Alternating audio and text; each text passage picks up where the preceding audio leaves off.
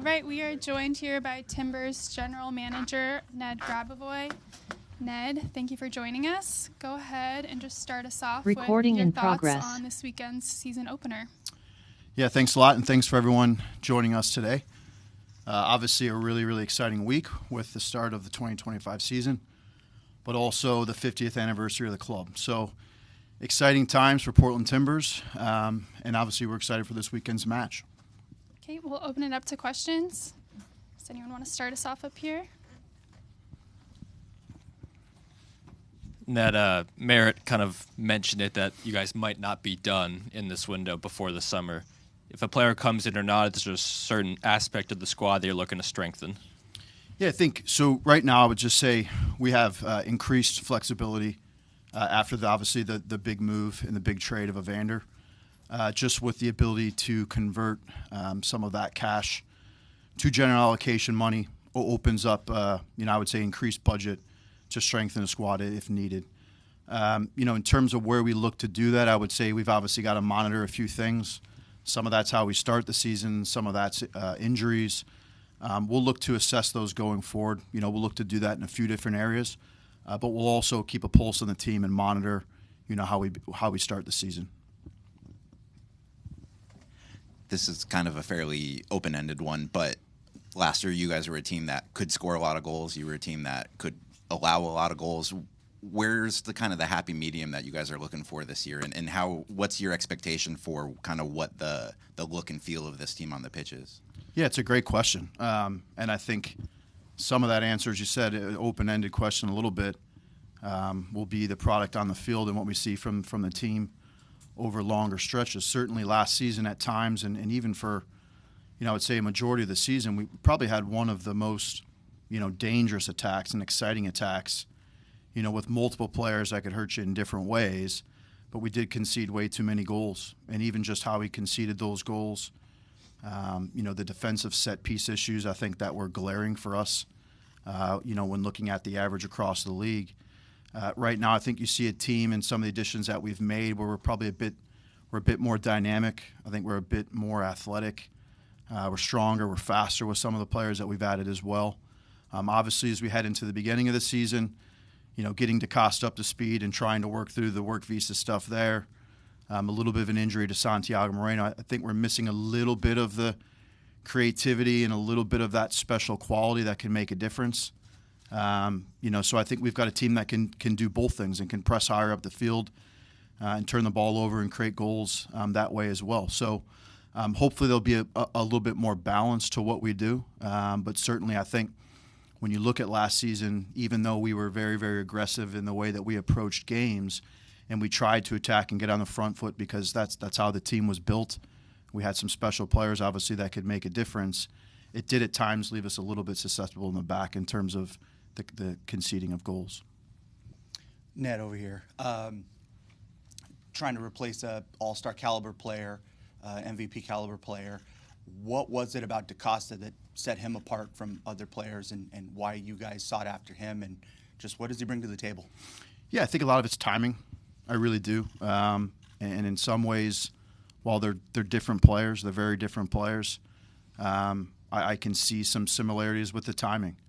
There's a player just turned 24, probably similar to Evander.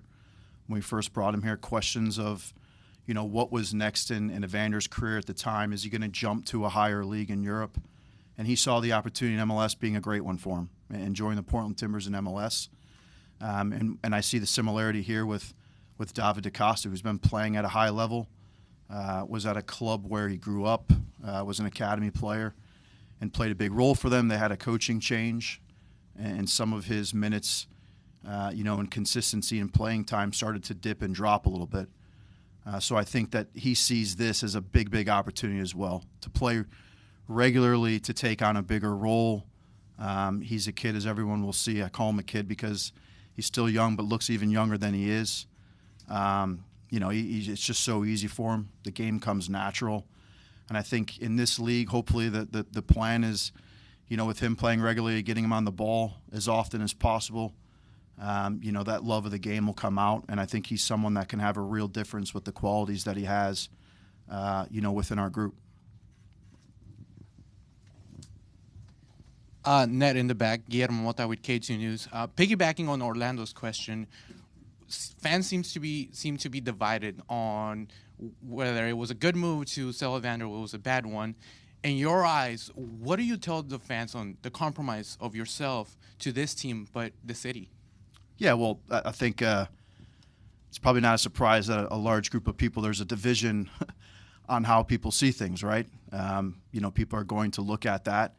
It's a big, big decision, right? There's a player that had a great season for us last year, helped the team in a lot of different ways, gained the individual notoriety, which he deserved as well, but we had also built things around Evander, to help give him that platform, put him in a position to succeed and show what he's capable of, which he did, and he obviously deserves a ton of credit for that as well. I think, I said publicly before that in my position, you have to look at all the information that you have, and in the end, you do need to look at it as a risk assessment.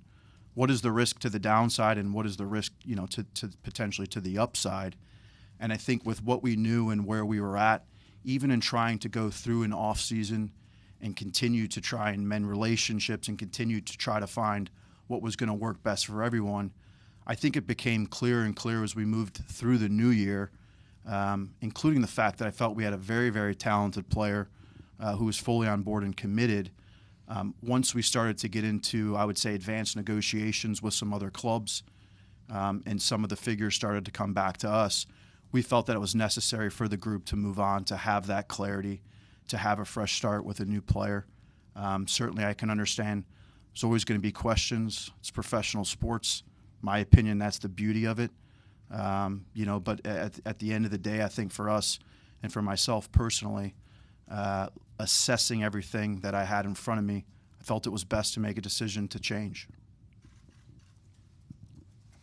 Then obviously the big sale this window was Evander, but there's a lot of young talent on the team that would seem desirable to teams abroad, South America, etc. Was there any substantial offers that you had to turn down this window from teams interested in players on the squad? Yeah, I wouldn't say anything substantial, but I think when you look at the group, and you could probably pinpoint some of the players we've brought in. We've had a very clear structure for the most part with our U22 acquisitions, in some of the markets that we've shopped and some of the prices, that we've purchased those players from originally. There's continued to be an interest around a number of players within our group, whether that's a Santiago Moreno, whether that's a Juan Mosquera. Anthony is a player this offseason, that's garnered a little bit of interest as well. But for us, there's not been anything there that's made sense where I could say this piece of business is going to make us that much better. You've got to assess both things, right? Because just taking a bunch of money in return and not knowing how to use it for the better of the squad is not going to help anybody. And look, this is a season where, coming off the last 2 years, even though last year at times it felt like we were really, really close, to climbing back to a place that this club wants to be, that the fans deserve, and the expectations that we all have, we have to make sure that we still have really, really good players and quality players, and Phil has selection choices as well as we try to move through a difficult MLS season. Thank you. Ned, speaking a little bit on that one, so after that analysis, you are confident and you can say that Santi Moreno is staying at least until the next window? He's not going to move early on in the season? And then, second one, I'm sorry. Is there any decision already on Tommy McNamara? Okay, so to the first one, in my world, by the time I get back to my computer, I could have it. Anything could be sitting on there at any moment. What I would say is that we've continued to work with Santi, and he's a player in particular, to be honest with you, that has continued to outperform his contract, is my assessment of it. Young player that came in, but immediately within his first full season showed he was capable of being a starter. We've redone Santi's contract multiple times. It's something that I'm still continue to be open to because I do think he provides so much value for our group. And for me personally, I think he's one of the most balanced players in all of MLS. So he's very important to what we do. We have had some interest in him, but at the same time, I think we've continued to try and communicate with him and work with him, to understand that he also has a very, very good situation here in Portland. My understanding, Phil's understanding, our belief is that Santi's going to be with us at the start of the season. I've not seen a player maybe in the last couple of years work as hard as he has with his rehab after having a pretty severe ankle injury in the beginning of the year. He's absolutely been crushing it with his individual work. That for me has been a big sign of maturity from him. To your second question, we do have Tommy McNamara on trial. I think right now what we're looking to try and do is we're trying to build out, our roster and have more numbers. We're probably 24, 25 right now.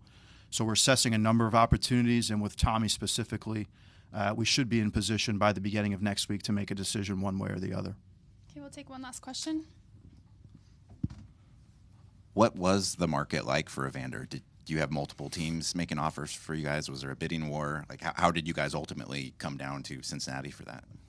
Yeah, well, I think it's what's interesting is that even though in the offseason for us, which is the ideal time to potentially make some of these changes, you've seen we've brought, probably 6 new players in, from different mechanisms.